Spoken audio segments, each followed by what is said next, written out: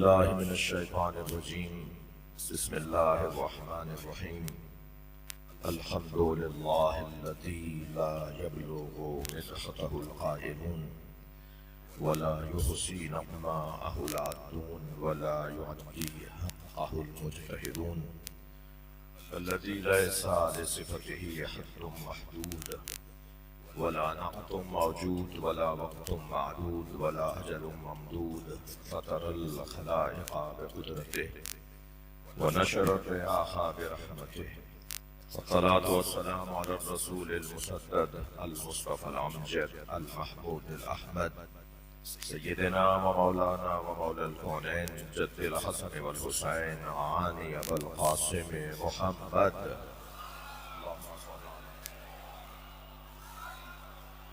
وآله الطيبين الطاهرين المعصومين الذين قال الله إنما يريد الله ليذهب عنكم الرجس أهل البيت ويطهركم تطهيرا اللهم صل على محمد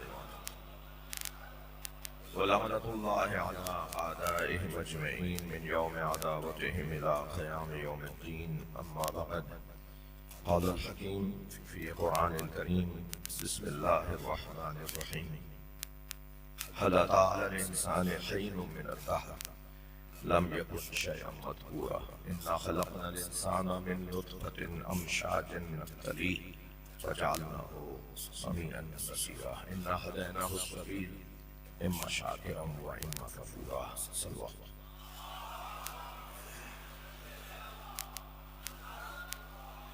آپ سب کی سلامتی کے لیے، حاضرین کی سلامتی، توفیقات میں اضافے کے لیے، علم میں اور کردار میں بہتری کے لیے، مملکت خدا داد کی سلامتی، حفاظت، ترقی کے لیے مرتبہ پھر بارگاہ الہی میں بلند صلوات کی صورت اللہم صلی علی محمد.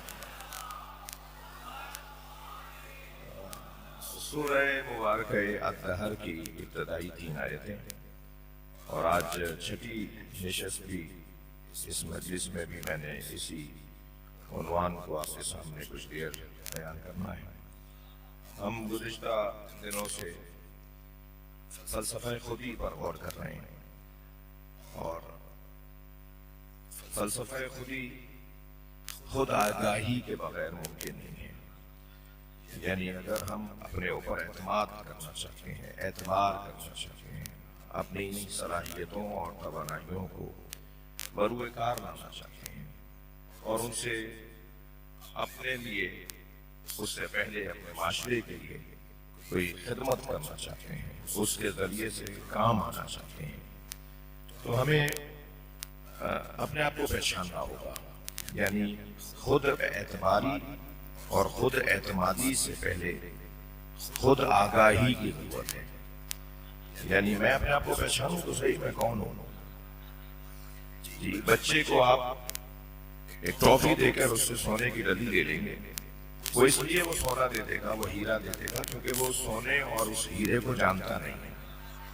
وہ تو ٹرافی کو جانتا تھا، اس لیے اس نے وہ ٹرافی لے لی اور وہ چیز چھوڑ دی جسے وہ جانتا نہیں تھا. جسے وہ جانتا تھا اس نے وہ لے لیا، اور جسے وہ نہیں جانتا تھا اسے اس نے چھوڑ دیا. ایسے ہی میرے اندر بھی اللہ نے ہزاروں قسم کی صلاحیتوں کو رکھا ہے.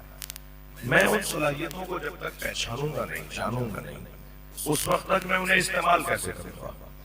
تو پہلا مرحلہ میرا اور آپ کا، ہمارا یہ ہے کہ ہم اس استعمال سے پہلے صلاحیتوں کے توجہ ہے نا، صلاحیتوں کے استعمال سے پہلے ہم ان صلاحیتوں کی شناسائی کریں، ان صلاحیتوں کو پہچانیں. اور آپ کو اندازہ ہے کہ ہم اس خود آگاہی کی گفتگو میں آج جس مرحلے میں آپ کو بھی توقع ہے، مجھے بھی، کہ میں داخل ہو جاؤں، بات کو آگے بڑھاؤں، وہ یہ ہے کہ انسان کی اصلی صلاحیت اور بنیادی حیثیت، یا میں لفظوں کو یوں کہوں کہ انسان کا اساس وجود کا جو اساسی عنصر ہے اور صلاحیت ہے، وہ کیا ہے؟ اصل الانسان، حدیث مبارکہ سنا دوں آپ کو، اصل الانسان عقلہ، انسان کی اصل اس کی عقل ہے. کل میں نے آپ کو ایک حدیث سنائی تھی، اسے صرف آج کی گفتگو سے جوڑنے کے لیے، تاکہ آپ کل اور آج گویا ایک ہی نشست میں ہو جائیں، آ جائیں. للانسان فضیلتان، حدیث مبارک، انسان کی دو فضیلتیں ہیں، العقل والمنطق. انسان کی دو فضیلتیں ہیں. انسان کو انسان کہلوانے کے لیے دو چیزیں چاہیے، ورنہ قد تو شاید ہم سے زیادہ اچھا ہاتھی کا ہے، قد تو لمبا ہم سے زیادہ اونٹ کا ہے، اور بہت سارے لوگوں کے نزدیک لمبا قد اور قوی ہیکل معیار بن جاتا ہے، جبکہ نہ لمبا قد معیار ہے نہ قوی ہیکل ہونا معیار ہے. مجھ سے میرے دوستوں کے ایک فوجی افسر ہی مجھے یہ واقعہ اپنا سنا رہے تھے کہ ہم صحراؤں میں کچھ اپنے لشکر کے ساتھ تھے اور سفر کر رہے تھے کہ ہمیں کوئی آبادی نظر نہیں آ رہی تھی. اچانک ایک گھر، ایک باڑ لگی ہوئی نظر آئی، ایک بڑا دروازہ لوہے کا نظر آیا. ہم نے اسے پیٹا، دروازہ بجایا تو ایک بچہ باہر آیا. کہنے لگے کہ ہم میں سے ایک دوست نے اسے کہا کہ آپ کے گھر میں کوئی بڑا ہے تو اسے بھیج دیں. تو اس نے کہا مجھ سے کہیے آپ کو کیا کہنا ہے. تو ہماری طرف سے اسٹارٹ ہوا، بیٹا کسی بڑے کو بھیج دو. چھوٹا سا بچہ تھا. تو اس نے پھر کہا کہ آپ کو جو کام ہے وہ مجھ سے کہیے. تو کہنے لگے ہم نے جب بار بار کہا تو اندر سے ایک اونٹ کو پکڑ کر لے آئے. کہنے لگے جس بڑے کی آپ تلاش میں ہمارے گھر میں تو وہی ہے. تو انسان بڑا جو ہے وہ جسم سے سلوات پڑھنے ذرا نبی کی ذات. انسان جو بڑا کہلائے گا وہ کس بنیاد پہ کہلائے گا؟ یعنی وہ کیا کسوٹی ہے، وہ کیا پیمانہ ہے، وہ آخر وہ ترازو کیا ہے جس کی بنیاد پر ہم کسی کو بڑا یا چھوٹا کہیں؟ تو اسے معصوم فرماتے ہیں کیا للانسان فضیلتان، انسان کے لیے دو فضیلتیں ہیں، العقل والمنطق. عقل اور منطق. وبالعقل، حدیث آگے بڑھ رہی ہے، حدیث یہاں پوری نہیں ہوئی. وبالعقل یستفید وبالمنطق یفید. توجہ، انسان کی دو فضیلتیں عقل اور منطق. عقل سے وہ فائدہ لیتا ہے، بالعقل یستفید، وہ عقل سے فائدہ لیتا ہے، وہ بالمنطق یفید، اور منطق سے فائدہ پہنچاتا ہے. یعنی کچھ لینا ہے اور کچھ دینا ہے. میری اور آپ کی زندگیوں کا جو حاصل اور مختصر ترین اگر ہم اپنا ایجنڈا بتائیں تو ہمیں کچھ لینا ہے کہیں سے اور کچھ دینا ہے. اب اگر آپ آمادہ ہیں تو میں ایک فضیلت کا عنوان سنا دوں آپ کو. میرے مولا علی فرماتے ہیں زقنی رسول اللہ زقن زقا، مجھے رسول اللہ نے علم ایسے دیا جیسے پرندہ اپنے بچے کو دانا دیتا ہے. عجیب تعبیر ہے، عجیب تعبیر. مولا علی فرما رہے ہیں مجھے رسول اللہ نے علم ایسے دیا جیسے پرندہ اپنے بچے کو دانا دیتا ہے. نہیں فرمایا علی مولا نے کہ مجھے رسول اللہ نے علم ایسے دیا جیسے ماں بچے کو دودھ پلاتی ہے. کیونکہ جب کسی نے حضرت علی کے علم کا بے قراری دیکھی نا، جب علم کی، یعنی ہر سوال کا جواب دے دیتے تھے، ہر سوال کا جواب حضرت کی زبان مبارک پر ہوتا تھا. تو کسی نے کہا آپ کا علم نبی کے علم کے برابر ہے. تو سرکار کو یہ بات ناگوار گزری، یعنی کسی نے علی مولا کو نبی جیسا بولا تو مولا علی کو اچھا نہیں لگا. فوراً فرمایا ھذا لعاب النبی، میرا علم تو لعاب مصطفیٰ ہے، میرے پاس جو کچھ ہے وہ لعاب مصطفیٰ سے. اچھا تو پھر آپ فرما دیتے کہ مجھے نبی مکرم نے علم ایسے دیا جیسے ماں بچے کو دودھ پلاتی ہے. قربان جائیں اس گھرانے کے بولنے پر. توجہ ہے برات کی، یعنی یہ بولتے ہیں تو ان کا بولنا بھی علی ہے، ان کا عمل بھی علی ہے، ان کا قول بھی علی ہے. نہیں فرما رہے کہ جیسے بچہ ماں سے دودھ لیتا ہے یا بچہ بچے کو ماں دودھ پلاتی. کیوں؟ اس لیے کہ ماں جو کھاتی ہے وہ پلاتی نہیں ہے. 4 قسم کی چیزیں کھاتی ہے اور پھر بچے کو دودھ پلاتی ہے. مولا علی فرما رہے ہیں مجھے رسول اللہ نے علم ایسے دیا جیسے پرندہ بچے کو دانا دیتا ہے. اس لیے کہ جو پرندہ چگتا ہے وہی بچے کو دلاتا ہے، وہی بچے کو کھلاتا ہے. گویا فرما رہے ہیں جیسا اللہ سے لیتے تھے ایسا مجھے دیتے تھے.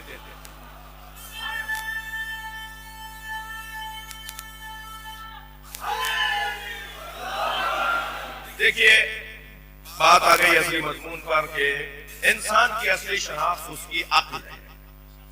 یعنی میں اگر اپنے آپ کو پہچاننا چاہتا ہوں، اپنے آپ کو جاننا چاہتا ہوں، آپ اپنے آپ کو جاننا پہچاننا چاہتے ہیں، تو ہماری جو فضیلت ہے، جو ہمارا عنوان ہے عظمت کا، فضیلت کا، وہ ہے عقل. ٹھیک ہے.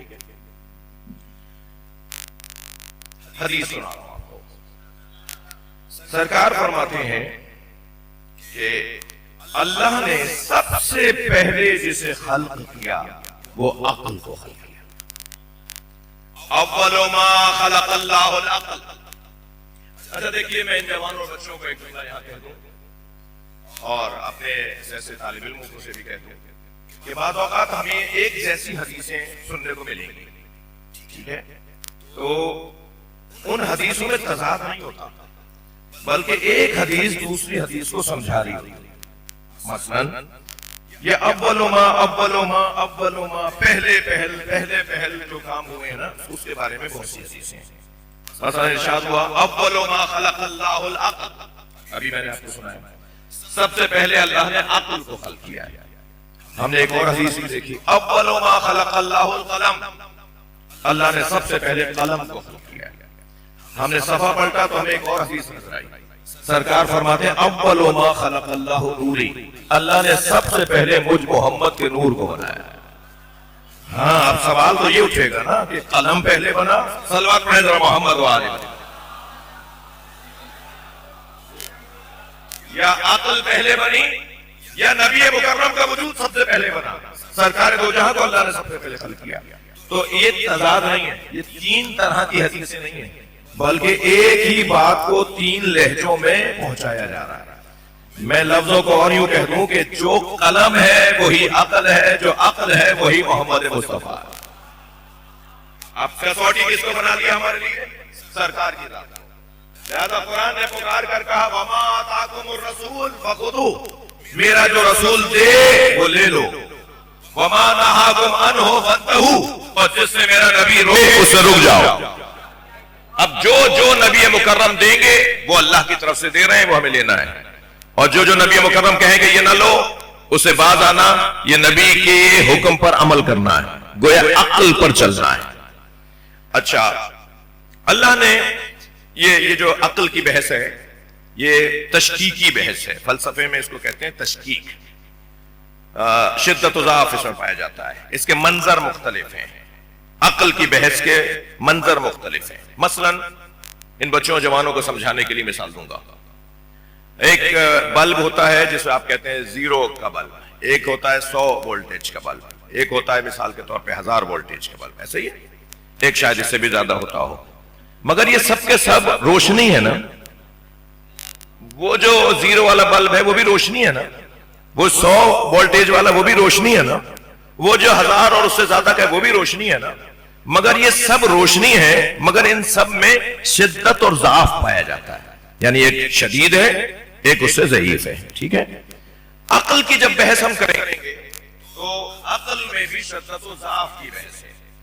ہم جب بات کر رہے ہیں کہ عقل ہے کیا, دیکھیے حدیث کہہ رہی ہے کہ اللہ نے جب عقل کو خلق کیا تو کہا ما خلقت خلقا.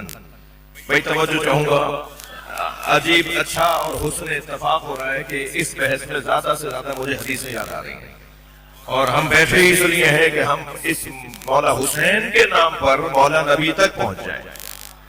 یعنی جب ہم مجلس کر رہے ہوتے ہیں نا, میں اپنے بھائیوں سے بھی اپنے اسلام کا ایک فلسفہ بیان کر دوں کہ جب ہم مجلس کر رہے ہوتے ہیں نا تو ہم اتنی دیر تک عصر مصطفیٰ میں چلے جاتے ہیں, ہم نبی کے زمانے میں چلے جاتے ہیں. یہ مجلس ہمیں نبی کے زمانے میں لے جاتی ہے.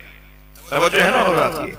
جب پاکستان بننے کو تیار ہو گیا تو کچھ لوگ گئے قائد اعظم کے پاس, ان سے کہنے لگے آپ شیعہ ہیں یا سنی؟ تو قائد اعظم نے کہا میں عصر مصطفیٰ کا مسلمان ہوں. یہ عصر مصطفیٰ میں نبی کے زمانے میں پلٹنا بہت بڑا ہنر ہے. اگر میری بات محسوس نہیں ہوئی ہے تو اور روشن کرو. یہ آپ ایک ہی اذان فجر میں بھی, وہی اذان ظہر میں بھی, وہی اذان عصر میں بھی, وہی جملے مغرب میں بھی, وہی جملے عشاء میں بھی. بھائی صبح 2 رکعت جو نماز پڑھی تھی وہ بھی ایسی تھی جیسی آپ دوپہر میں پڑھوا رہے ہیں. جیسی دوپہر میں مولانا صاحب نے بھی نماز جماعت پڑھائی ویسے مغرب میں بھی پڑھوائی, ایک ہی نماز بار بار. یہ اذان یہ نماز ہمیں عصر مصطفیٰ میں پلٹا دیتی ہے. اور کیوں ایک ہی بات بار بار؟ ارے بھائی ہمارے لیے اللہ نے انسان کے تعارف میں خود اللہ نے ہمارا جو تعارف کروایا, تھکے ہوئے تو نہیں آپ ہو رہا, مجھے اندازہ ہے آج میں تاخیر سے آپ کی خدمت میں آیا ہوں، لیکن آپ مجھے معاف فرمائیں گے، آپ سب کو پتا ہوتا ہے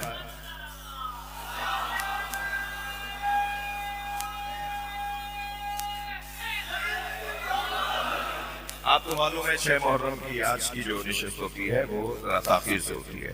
میں نے 2 دن پہلے آپ سے اجازت بھی لے لی تھی، لہٰذا اگر کسی کو پتا نہیں تھا اور وہ بہت دیر سے بیٹھا ہے تو وہ مجھے معاف کرے. میں نے یہ طے شدہ ٹائم کے مطابق حاضر ہوا ہوں. اللہ نے قرآن مجید میں ہماری 2 کمزوریوں کو بیان کیا ہے.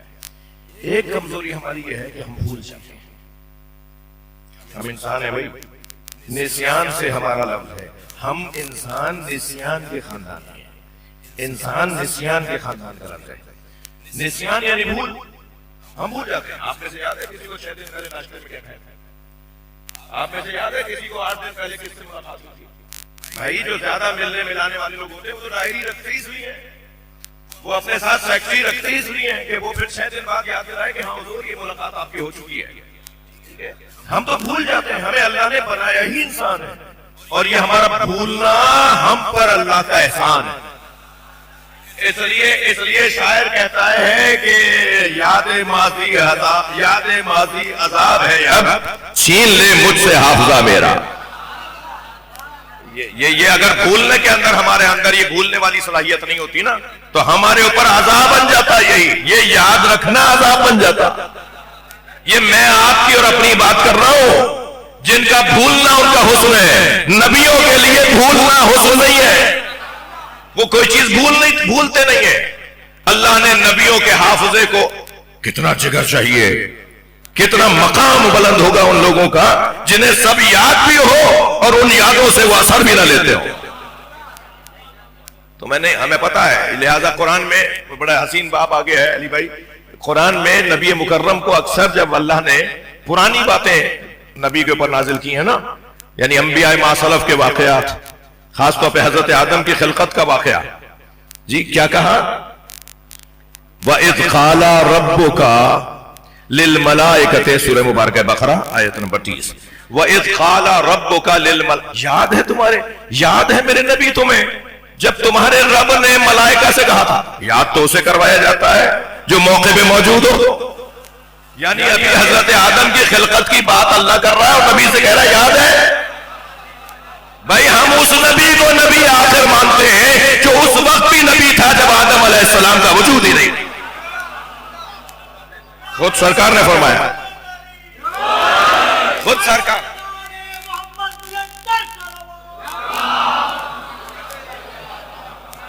خود سرکار نے فرمایا کنتو نبیا وآدم بین الماء والتین.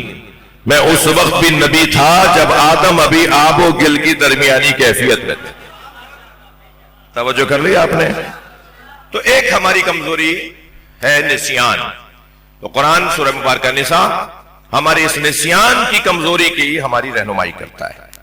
وَمَا أَنزَلْنَا عَلَيْكَ الْكِتَابَ لِتُبَيِّنَ لَهُمُ الَّذِينَ اخْتَلَفُوا فِيهِ.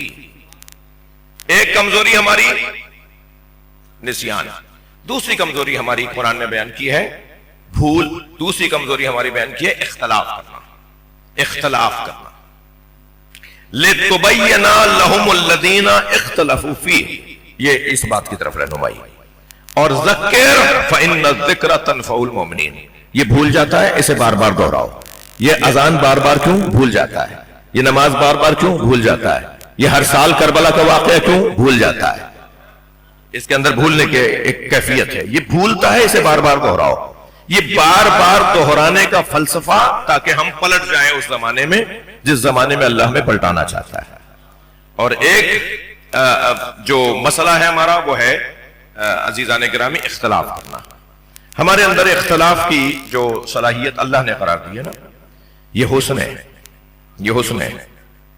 اختلاف نہ ہو تو یونیورسٹیاں بند ہو جائیں، اختلاف نہ ہو تو کالجز بند ہو جائیں، اختلاف نہ ہو تو میڈیکل کی دنیا میں نئی نئی تحقیقات بند ہو جائیں، اختلاف نہ ہو تو نیا دور نہ کہلائے.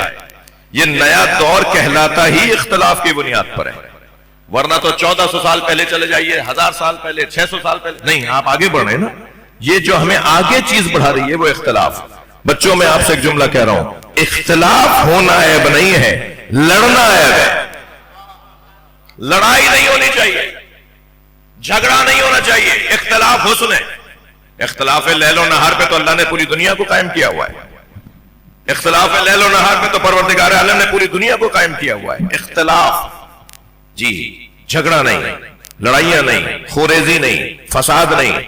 اب آپ ذرا منزل معرفت انسان پر ہیں تو مجھ سے ایک آیت اور سن لیجئے۔ جب اللہ نے انسان کو بنانے کا ارادہ کیا تو کیا کہا؟ وَإِذْ قَالَ رَبُّكَ لِلْمَلَائِكَةِ إِنِّي جَاعِلٌ فِي الْأَرْضِ خلیفہ، میں زمین پر اپنا خلیفہ بنانے جا رہا ہوں۔ تو کیا ہوا؟ تو ملائکہ نے کہا أَتَجْعَلُ فِيهَا مَن يُفْسِدُ فِيهَا وَيَسْفِكُ الدِّمَاءَ، یا اللہ تو زمین پر اسے بنا رہا ہے۔ خود شناسی، خود آگاہی، انسان کی معرفت پر گفتگو ہو رہی ہے۔ یا اللہ تو زمین پر اسے بنا رہا ہے، اسے بھیج رہا ہے جو فساد پھیلائے گا۔ مَن يُفْسِدُ فِيهَا وَيَسْفِكُ الدِّمَاءَ، اور وہ زمین پر خون بہائے گا۔ فرشتوں نے اللہ سے دو شکایتیں کی، ہماری دو باتیں بتائی ہیں اللہ نے ہمارے بارے میں۔ فرشتوں نے دو باتیں اللہ کو کہی ہیں، دو مقدمہ رکھا ہے ہمارے خلاف۔ فرشتوں نے انسانوں کے خلاف مقدمہ رکھا ہے اللہ کی بارگاہ میں، اور اس مقدمے میں دو پوائنٹ رکھے ہیں، دو باتیں رکھی ہیں۔ ایک بات تو یہ رکھی ہے کہ یہ انسان جو ہے وہ فساد پھیلائے گا، دوسری بات یہ رکھی ہے کہ یہ انسان خون بہائے گا۔ فساد پھیلانا اور خون بہانا، بھئی مجھے ایک جملہ پاکستان کے محافظوں کے لیے کہنے دیجئے، اور وہ جملہ یہ ہے کہ خون جب بہتا ہے جب پہلے فساد ہو۔ یہ قرآن ہے، یہ قرآن میں فرشتوں نے فساد کو پہلے بیان کیا ہے اور خون کے گرنے کو بعد میں بیان کیا ہے۔ خون گرتا ہی وہ تب ہے کہ جب کبھی فساد ہو جائے، یعنی ذہنوں کو خراب کرنے کا نتیجہ خوریزی ہے۔ کیا کیا جائے کہ خون نہ بہے؟ کیا کیا جائے کہ معاشرے میں خون نہ بہے؟ خون نہ بہنے کا راستہ قرآن نے دیا ہے، فساد کرنے والوں کو روک لیا جائے، خون بہنا بند ہو جائے۔ یہ کسی بھی میدان کے لوگ،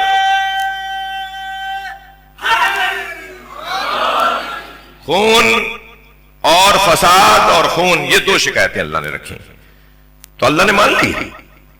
آپ کی توجہ ہیں؟ اللہ نے مان لی یہ بات، اللہ نے نہیں مانی۔ اللہ نے کہا انی عالم ما لا تعلمون، تم بھی ایک بات کر رہے ہو، کرتے رہو، میں نے تمہیں اجازت دی تھی، بولنے کا موقع بھی تو میں نہیں دیا تھا نا، یعنی اللہ نے ہی فرشتوں کو بولنے کا موقع دیا نا، تو جب موقع دیا ہے تو وہ سنے گا بھی، جب کسی کو بولنے کا موقع دیا جائے گا تو اس کی سننا بھی پڑے گی۔ تو اللہ نے سن لیا، مگر سننے کے بعد جواب کیا دیا؟ اللہ نے یہ نہیں کہا کہ یہ فساد نہیں پھیلائے گا، اللہ نے یہ نہیں کہا یہ خون نہیں گرائے گا، اللہ نے کہا میں جو جانتا ہوں وہ تم نہیں جانتے۔ عجیب انداز کا جواب ہے اللہ کا، انی عالم ما لا تعلمون، جو میں جانتا ہوں وہ تم نہیں جانتے۔ اللہ کیا جانتا تھا جو فرشتے نہیں جانتے؟ اللہ کیا جانتا تھا جو فرشتے نہیں جانتے؟ میں صرف ایک منظر آپ کے سامنے رکھتا ہوں تو خود واضح ہو جائے گا کہ اللہ کیا جانتا تھا، تب پتہ چلے گا کہ انسان کی قیمت کیا ہے اور انسان کو کرنا کیا ہے۔ بس آخری بات کروں گا، پھر چند جملے مصائب پہ پڑھوں گا۔ فرشتوں نے کہا یہ فساد پھیلائے گا اور خون گرائے گا، اللہ نے کہا نہیں، جو میں جانتا ہوں وہ تم نہیں جانتے۔ وہ اللہ کیا جانتا تھا؟ ہاں، منظر یہ بنا کہ نبی نے فرمایا یا علی تم میرے بستر پہ سو جاؤ گے، مولا علی نے فرمایا یا رسول اللہ میرے سونے سے آپ کی جان بچ جائے گی، مولا نبی نے فرمایا ہاں تمہارے سونے سے میری جان بچ جائے گی۔ تو مولا علی نے پہلے تو سجدہ شکر ادا کیا اور اللہ کی بارگاہ میں اللہ کا شکر ادا کیا، تو نے مجھے اس قابل بنایا کہ میں مصطفیٰ پہ قربان ہو جاؤں۔ صلوات پڑھنا محمد و آل محمد۔ یعنی ایک بڑا پیغام انسان کی انسانیت کا۔ انسان کون سا انسان؟ وہ جو فساد پھیلائے گا، جو فرشتے بول رہے ہیں، وہ جو خون بہائے گا جس کا فرشتوں نے بتایا، اور اللہ کہہ رہا ہے جو میں جانتا ہوں وہ تم نہیں جانتے۔ وہ کون سا انسان ہے جو اللہ جانتا ہے؟ بلکہ لفظ کہوں کہ انسان ہے ہی وہ جسے اللہ جانتا ہے۔ اب وہ کون ہے انسان جسے اللہ جانتا ہے، جس کی خاطر اس نے سب کچھ بنایا ہے؟ وہ انسان ہے جو دوسرے پر خود کو قربان کر دے۔ صلوات پڑھ لیں محمد و آل محمد۔ تو مولا علی بستر نبی پہ سوئے اور نبی کے بستر پہ سوئے تو سورہ مبارکہ بقرہ کی آیت نازل ہوئی وَمِنَ النَّاسِ مَن يَشْرِي نَفْسَهُ ابْتِغَاءَ مَرْضَاتِ اللَّهِ، لوگوں میں سے کچھ لوگ ہیں جو اپنے آپ کو بیچتے ہیں اللہ کی مرضیوں کے بدلے میں. جی مولا علی نے اپنے آپ کو قربان کیا اللہ کی مرضیاں حاصل کرنی. لہذا کہتے یہ ہیں کہ اگر کوئی یہ جاننا چاہتا ہے کہ اس کی نمازیں اور روزوں سے اللہ راضی ہے تو پھر دیکھو کہ تم سے علی راضی ہے. السلام علیکم یا موازین الاعمال، سلام ہو اس گھرانے پر جو اعمال تولنے کا ذریعہ ہے. جی میرے اور آپ کے اعمال تلتے ہیں ان کی محبت کی بنیاد پر. اتنا بڑا مجمع اندر تو بہت زیادہ جگہ نہیں ہے جتنے آپ تشریف فرما ہیں، مگر باہر 10 برابر زیادہ لوگ ہیں. ٹھیک ہے، جتنے لوگ یہاں بیٹھے میری بات کو سن رہے ہیں، ہر ایک کی نماز علیحدہ ہے، ہر ایک کا روزہ علیحدہ ہے، ہر ایک کا حج علیحدہ ہے. بظاہر ایک جیسا ہے مگر ایک جیسا نہیں ہے. ہر ایک کے نماز روزے کا وزن بڑھ جاتا ہے اگر اس کے دل میں علی کی معرفت بڑھتی چلی جائے. اہل بیت کی معرفت کی بنیاد پر اعمال کو تولا جائے گا. جس کے دل میں جتنا علی اور اہل آل علی اور نبی اور آل نبی کی محبت ہے اتنا ہی اس کے اعمال کے اندر وزن بڑھتا چلا جائے گا. اب ہم اس لیے جمع ہیں کہ ہم عصر مصطفیٰ میں پلٹ جائیں اور وہاں سے وہ چیز حاصل کریں جو چیز سالم ہے، اساسی ہے، اصلی ہے. اور اس زمانے میں جو اساسی چیز میرے مضمون کے مطابق ہمیں ملی ہے وہ انسان ملا جس انسان کو دیکھ کر اللہ اپنے آپ کو مبارکباد دیتا ہے. تبارک اللہ احسن الخالقین، اللہ تجھے مبارک ہو. اللہ خود اللہ اپنے آپ کو مبارکباد دے رہا ہے. کیا حسین بات ہے.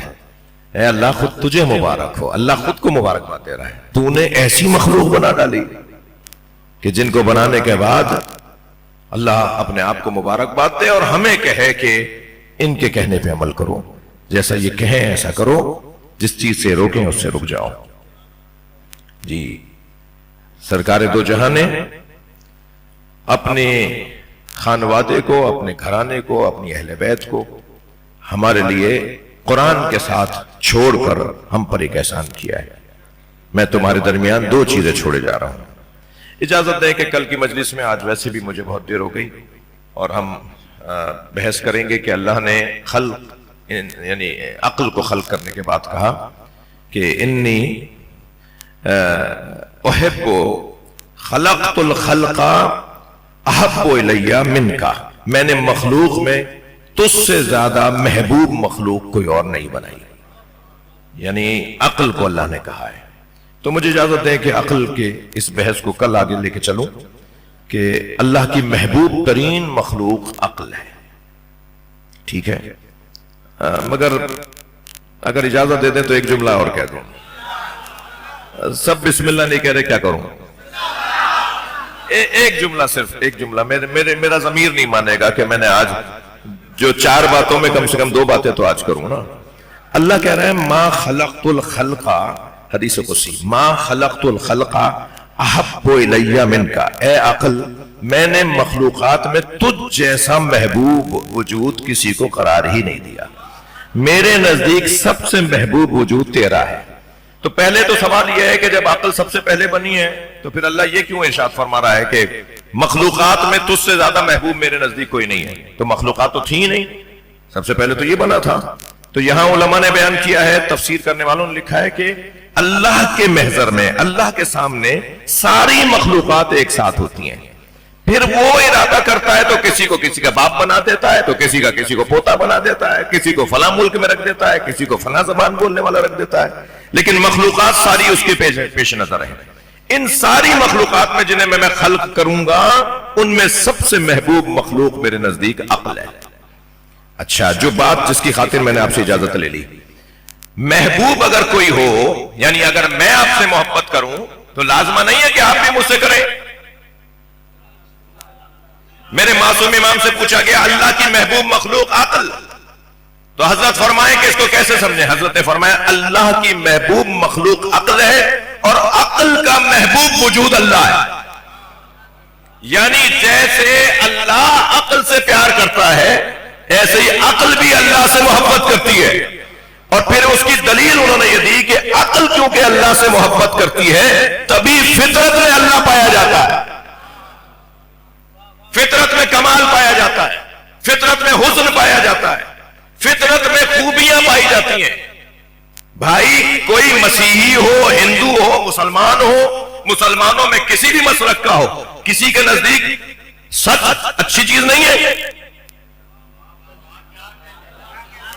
بھائی جھوٹ بری چیز نہیں ہے. یعنی کیا جھوٹ کو برا کہنے کے لیے کلمہ پڑھنا پڑے گا کہ فلاں اگر مسلمان ہو جاؤ گے تو جھوٹ تمہارے نزدیک برا ہو جائے گا, غیر مسلموں کے نزدیک تو جھوٹ برا نہیں ہے؟ یہ فطرت ہے, یہ عقل کے تقاضے ہیں. اللہ نے چاہا یہ ہے کہ عقل کو پروان چڑھاؤ, خودی میں تمہیں نصیب ہو جاؤ گا.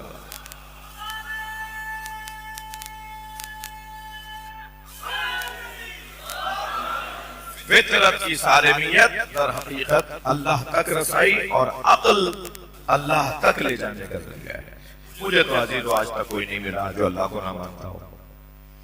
حتیٰ جو دہلیے ہیں نا, جو مادہ پرست ہیں, جو کہتے ہیں اللہ نہیں ہے, کوئی وجود نہیں اللہ کا, وہ بھی اللہ کو مانتے ہیں. کیسے؟ وہ کہتے ہیں ایک ایٹم, ایک دھماکہ, ایک آغاز, ایک مرتبہ دھماکہ سا ہوا, سب چیزیں بننا شروع ہو گئی.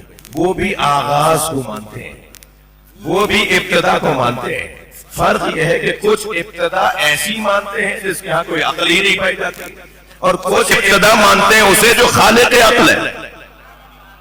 کوئی نہیں ملے گا دنیا میں آپ کو جو آغاز کو نہ مانتا ہو, جو مبدا کو نہ مانتا ہو. جب ماننا سب کو ہے کسی آغاز کو, تو پھر بہتر نہیں ہے اس آغاز کو مان لیا جائے جس سے سب پھیلے, سب چلے, سب نکلے, سب کو خلق اسی نے کیا. لہذا میرے مولانا نبی سے جب کسی نے پوچھا کہ آپ اللہ کے بارے میں کیا دلیل, حضرت نے فرمایا کوئی دنیا میں نہیں ملے گا جو اللہ کو نہ مانتا ہو. اس نے کہا مولا کیسے؟ حضرت کا کیسے؟ یہ امام صادق سے بھی حدیث ہے, یہ نبی سے بھی فرمان ہے, یہ امام رضا سے بھی فرمان ہے. تو حضرت نے سامنے ایک عورت کو دیکھا کہ جو چرخا کاٹ رہی تھی, یعنی تار کو بنا رہی تھی, دھاگا بنا رہی تھی. تو حضرت نے اس سے کہا کہ اللہ ہے؟ اس ہاتھوں سے کہا اللہ ہے. کہنے لگی ہاں اللہ ہے. حضرت نے کہا دلیل کیا ہے؟ تو اس نے اس کا دستہ چھوڑ دیا, وہ ہینڈل جو پکڑا ہوا تھا اس نے وہ چھوڑ دیا. وہ پہیا آہستہ آہستہ رکنا شروع ہوا, اور بالکل رک گیا. تو کہنے لگی یہی دلیل ہے. حضرت نے اپنے اس صحابی کو جس کو سمجھا رہے تھے نا اللہ, اس کو دیکھ کر فرمایا کہ پوچھو اس سے کہ یہ کیسے دلیل ہے. اس نے کہا جب اتنا سا پہیا بغیر چلانے والے کے نہیں چل سکتا تو یہ ساری کائنات بغیر چلانے والے کی چل رہے ہیں. یعنی حتیٰ دنیا میں کوئی نہیں ملے گا جو بالکل بھی پڑھا لکھا نہ ہو وہ اللہ کو نہ مانتا ہو. کیونکہ تعلیم عزیزان گرامی ایک مظروف ہے. بھائی آخری بات میں آخری کہہ کے بہت کچھ کہہ گیا. یہ گلاس آپ کے سامنے ہے نا, پریکٹیکل نہیں کر کے دکھا رہا, بس ایسے ہی سمجھ لیجیے ذرا. یہ گلاس ہے نا, اسے کہتے ہیں ظرف. گلاس یعنی ظرف. اس کے اندر جو پانی ہے یہ مظروف ہے, ٹھیک ہے. عقل ظرف ہے, علم مظروف ہے. تھوڑی تھوڑی توجہ بڑھا دیجئے. عقل جس کی میں بات کر رہا ہوں نا کئی دنوں سے, عقل ظرف ہے, ظرف. جیسے یہ گلاس بلا تشبیہ, صرف سمجھانے کے لیے, ان بچوں کو سمجھانے کے لیے. عقل ایک ظرف کو کہتے ہیں, اس میں اترنے والا جو مظروف ہے وہ ہے علم. اب مولا علی کا فرمان آپ کو اور اچھا لگے گا. مولا فرماتے ہیں اللہ نے ہر مظروف کے لیے ایک ظرف رکھا ہے, اور وہ ظرف پر ہو جاتا ہے تو مظروف بھی رک جاتا ہے. واحد علم ہے جس کے ظرف کو اتنا بڑا بنایا ہے, جتنا اس میں ڈالتے رہو یہ بڑا ہوتا چلا ہے. صلوات پڑھنے محمد و آلہ.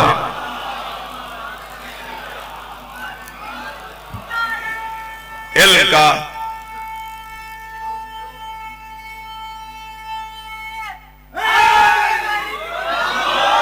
علم ایک مظروف ہے, علم ایک غذا ہے, ایک چیز ہے جو ایک ظرف میں اترتی ہے, اور ظرف عقل ہے.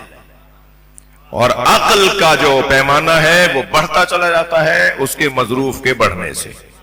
تو میرے بچوں, اس امام بارگاہ میں 200 لوگوں سے زیادہ نہیں آ سکتے تھے, مگر عقل میں ان گنت چیزیں آ سکتی ہیں, ٹھیک ہے, کیونکہ یہ مادی جگہ ہے. علم مادہ نہیں ہے. یہ جو میرے اور آپ کے عقل کے اندر علم ہے نا, اسے کاغذ پر اتار کے مادہ اگر بناؤں گا نا تو مجھ طالب علم کے دماغ سے نکلی ہوئی چیزوں کے لیے لائبریری بن جائے گی. جب میں مجرد مخلوق کو مادی مخلوق میں بدلوں گا تو اسے جگہ چاہیے. مجرد مخلوق کو جگہ نہیں چاہیے, علم کو جگہ نہیں چاہیے. بھئی کیٹو کے پہاڑ کا علم اور ہے, کیٹو کا پہاڑ اور ہے. کیٹو کا پہاڑ کا علم تو آپ کے میرے دماغ میں ہے, کیٹو کا پہاڑ ہمارے دماغ میں آ سکتا ہے. وہ جو ہمارے دماغ میں آیا ہوا ہے وہ علم ہے اس پہاڑ کا, وہ پہاڑ نہیں ہے. بس جب مادے میں بدلے گا علم تو اسے جگہ چاہیے, اور جب علم مجرد میں رہے گا تو اسے جگہ نہیں چاہیے. لہذا جتنا عقل کو علم سے استعمال کرتے چلے جائیں گے اتنا ہی عقل بڑی ہوتی چلی جائے گی, عقل اور پنپتی چلی جائے گی, اور بڑھتی چلی جائے گی, اور پختہ ہوتی چلی جائے گی. مگر عجیب بات ہے, علی مولا نے تو عجیب منظر دکھائے ہیں. فرماتے ہیں کہ جس کا علم بڑھ جاتا ہے اس کا کلام کم ہو جاتا ہے.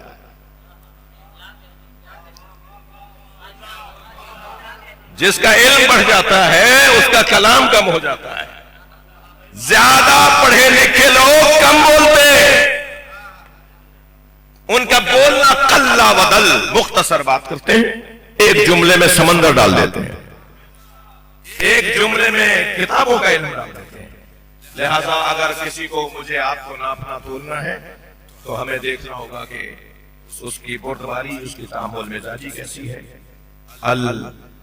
یخبرکم حلمہم عن علمہم, مولا علی, لوگوں کا حلم ان کے علم کا پتہ بتائے گا.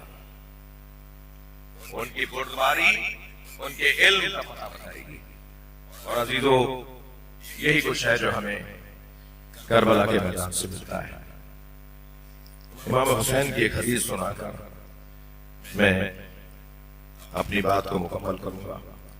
امام حسین نے فرمایا, یا اللہ مَلَّذِي وَجَدَ مَنْ فَقَدَكَ, یا اللہ اس نے کیا پایا جس نے تجھے کھو دیا.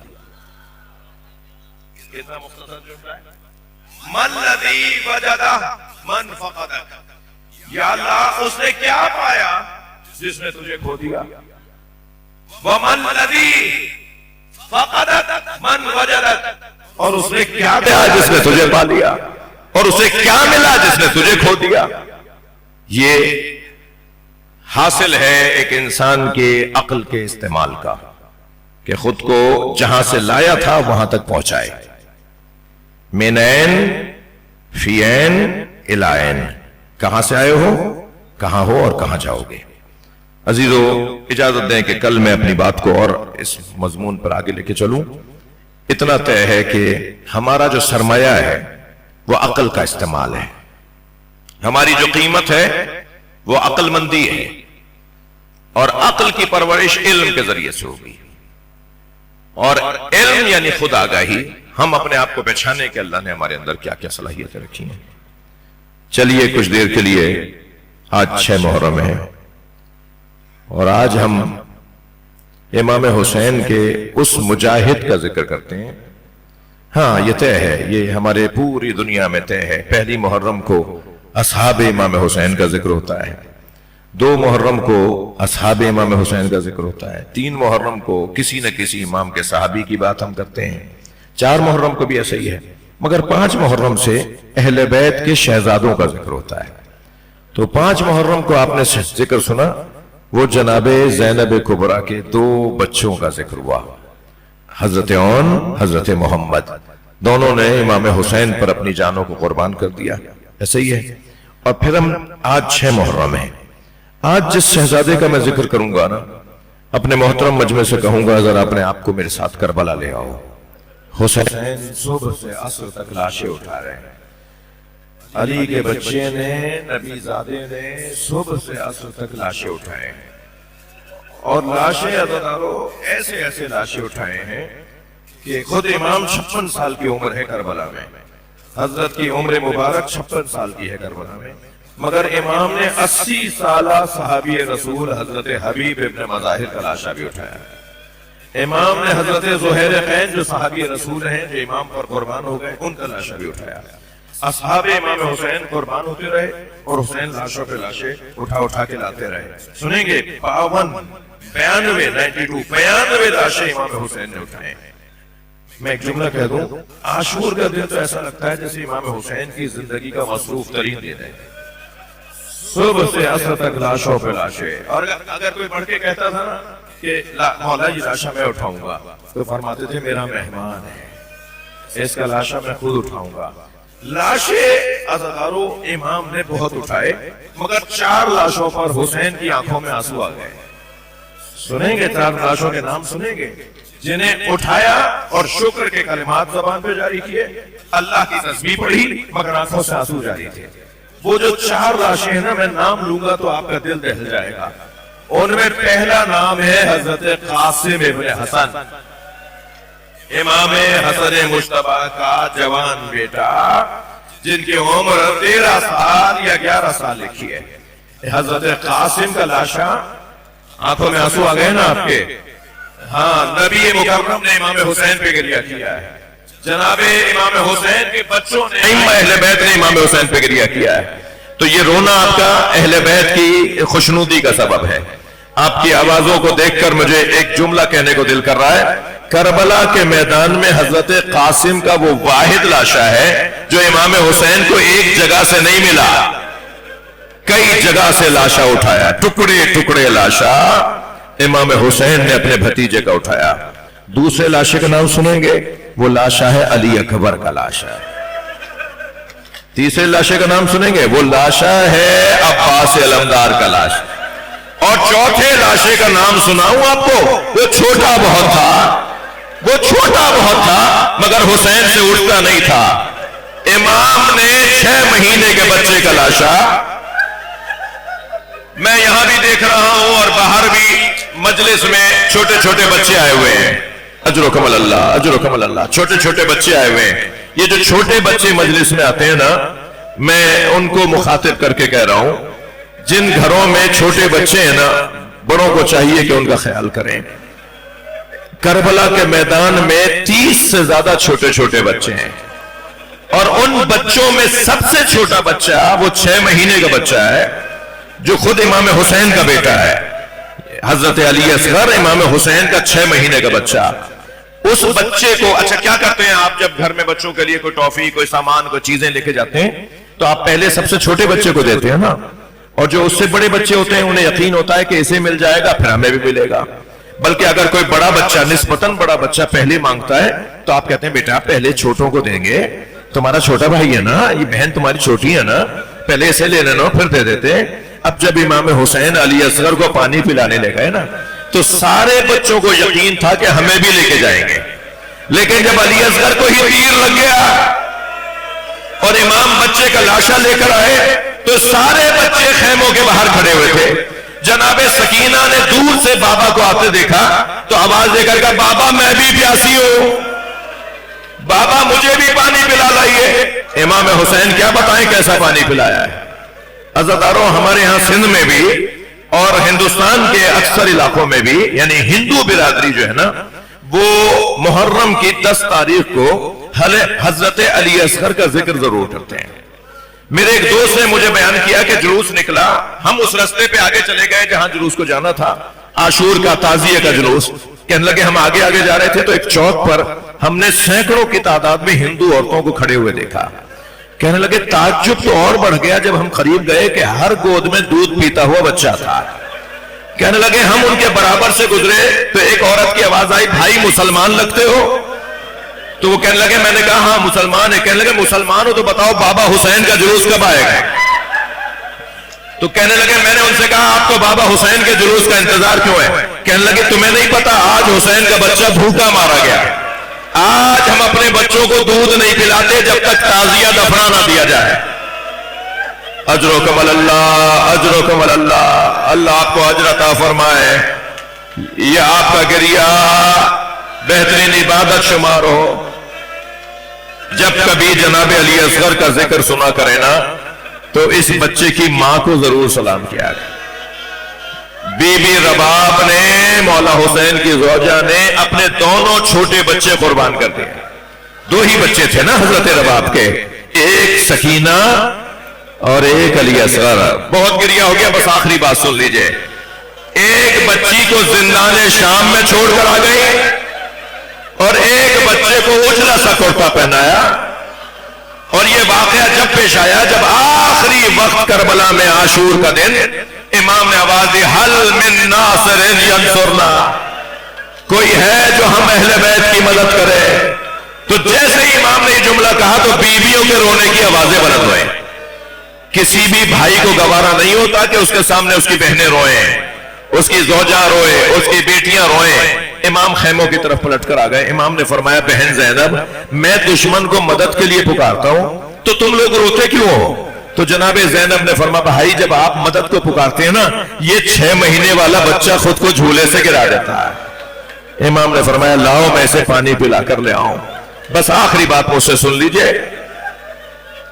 امام نے باہر آ کر دشمن کے سامنے، یزیدی لشکر کے سامنے علی اصغر کو ایسے ہاتھوں پہ اٹھا لیا اور آواز دے کر کہا اگر میں قصوروار ہوں تو اس بچے نے کیا کیا ہے، اسے پانی پلا دو. پھر فرمایا دیکھ نہیں رہے میرا بچہ مچھلی کی طرح منہ کھولتا ہے. 6 محرم کو، آج کی تاریخ کو، پچھلے سے چند سال پہلے مجھ سے ایک جوان کہنے لگا مولانا میں مچھلی خرید کر لایا ہوں. میں نے اپنی بہن سے کہا مجھے مچھلی تل کے دے دو. تو دادی کی آواز آئی بیٹا محرم میں مچھلی نہیں کھاتے. تو میں نے دادی سے کہا دادی حلال تو حلال ہے، محرم ہو یا ربیع الاول ہو. کہنے لگے ہاں بیٹا تم جدید زمانے کے لوگ ہو نا، ہماری بات کہاں مانو گے، جاؤ جا کے مولانا سے پوچھ لو. مجھ سے کہنے لگا مولانا دادی نے کہا ہے آپ سے پوچھوں، آپ بتائیں میں مچھلی کھا لوں؟ وہ بول رہا تھا اور میں رو رہا تھا.